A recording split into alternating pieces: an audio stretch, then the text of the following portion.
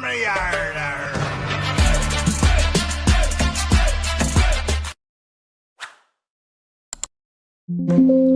नमस्कार दोस्तों, मैं आपका दोस्त ब्रजमोहन सिंह अपने यूट्यूब चैनल बीबीएन ट्रेडिंग में आपका स्वागत करता हूं। सभी दोस्तों को हमारी तरफ से होली की हार्दिक शुभकामनाएं। हैप्पी होली। हम इस वीडियो में किसी भी तरह की खरीदने या बेचने या ट्रेड करने की राय नहीं होती। ये हमारा डेली का एक प्रैक्टिस वीडियो होता है। इसमें हम किसी भी सेटअप का हम कैसे सीख सकते हैं और उसको स्टॉक्स एंड आपका इंडेक्स में किस तरह से हम अप्लाई कर सकते हैं। जैसा कि हम देख रहे हैं कि मिडिल ईस्ट में टेंशन है, तो आपका वॉलेटिलिटी ज़्यादा बढ़ गई है। उससे क्या है, स्टॉप लॉस हिट होने की पॉसिबिलिटी ज़्यादा हो सकती है। तो ये इसमें हमारे 15 प्राइस एक्शन पैटर्न हैं, जिनको हम पहले एग्जांपल देख लेते हैं, पहले उनके स्ट्रक्चर को समझते हैं, फिर हम चार्ट पर अप्लाई करते हैं। तो ये हमारे पास OD setup, OD rejection, evening star, morning star, pivot pressure trade, PCPR, green candle retracement, green candle breakout, red candle retracement, red candle breakout, M reversal, W reversal, gap up rejection, gap down rejection, finally CPR breakout. तो ये वो structure हैं। अगर इस type के structure market में form होते हैं तो हम यहाँ इसकी क्राइटेरिया के हिसाब से विद रिस्क रिवॉर्ड रेशियो हम चार्ट पर अप्लाई कर सकते हैं। अब हम इसमें इस सेटअप के अंदर हम दो एक्सपोनेंशियल मूविंग एवरेज का हम यूज करते हैं, 8 और 20 ईएमए को हम यूज करते हैं। जब मान लो किसी भी ब्रेकआउट पे आपने पोजीशन ली है तो हम तब तक उसको होल्ड कर सकते हैं जब तक वो 8 ईएमए के नीचे क्लोज ना कर जाए, और 20 ईएमए को हम एज ए सपोर्ट, अगर 20 ईएमए से सपोर्ट लेके जा रहा है तो उसको हम इसको आपका एसएल का ट्रेलिंग एसएल यूज करके और हम पोजीशन को कंटिन्यू कर सकते हैं। यानी कि हम ट्रेंड के लिए 20 ईएमए को यूज करते हैं। 8 ईएमए हम राइड करने के लिए है और 20 ईएमए हम एज ए ट्रेंड सपोर्ट के लिए यूज करते हैं।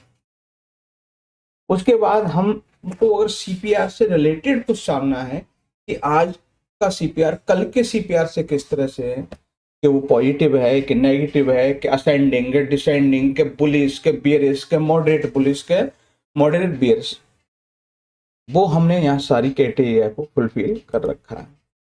अब बात करते हैं अगर नैरो सीपीआर है तो क्या होगा और वाइड सीपीआर है तो क्या है। नैरो सीपीआर के अंतर्गत दो कंडीशन होती हैं।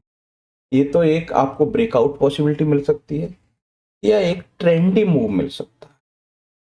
वाइड सीपीआर के अंदर आपको एक हाईली प्रोबेबिलिटी ये बनती है कि प्राइस एक रेंज में रह सकता है। आपको most of all successful trading के लिए किसी भी सेटअप के लिए 3 पॉइंट की होना बहुत जरूरी है।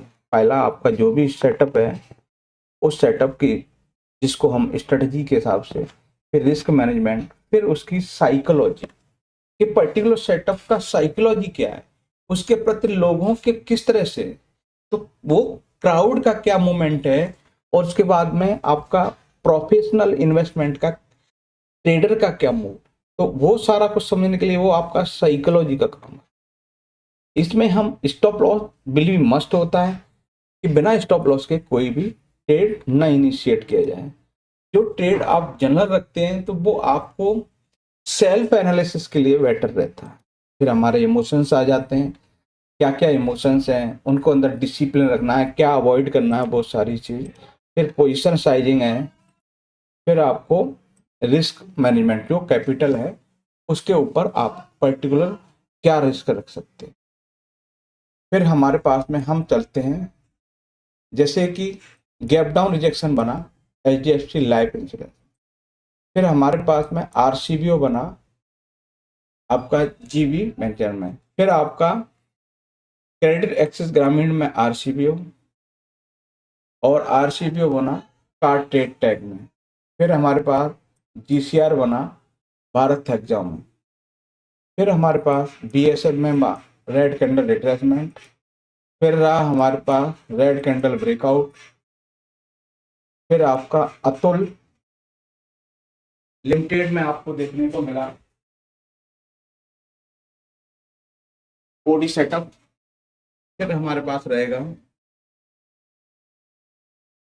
एजी बोपेक टर्मिनल में रहा हमारे पास ओडी सेटअप, ओडी सेटअप रहा हमारे पास एडवांस एंजाइम में, अपार इंडस आरती फार्मा में PPT setup, AWL agri business में आपका रेड कैंडल ब्रेकआउट, फिर ओडी सेटअप रहा, फिर REC में ओडी सेटअप, फिर टाइटन में ओडी सेटअप, इक्का लैब में आपका पीपीटी सेटअप, और ICICI प्रूडेंशियल में लाइफ इंश्योरेंस में आपको ओडी सेटअप देखने को मिला, फिर ओडी सेटअप DLF में, फिर हमारे पास अशोक लीलैंड में आपका पीपीटी सेटअप, फिर हमारा ओडी सेटअप रहा आदित्य बिरला कैपिटल में, और RCR ट्रेंट में, PNB में ओडी सेटअप, आपके पास ओडी सेटअप रहा इंडियन बैंक में। इंडेक्स की बात करें तो आज एक मेजर गैप डाउन के बाद प्राइस क्या रहा, एक साइडवेज रहा, क्योंकि मेजर गैप डाउन था। उसके बाद है हमारे पास बैंक निफ्टी, यहाँ भी रेंज बाउंड, आपका निफ्टी में रेंज बाउंड, सेंसेक्स में रेंज बाउंड, और आपका यानी कि इंडेक्स में मोस्टली आपको एक रेंज में देता है। तो वीडियो अच्छा लगे लाइक शेयर कमेंट्स और चैनल को सब्सक्राइब करें। नमस्कार साथियों।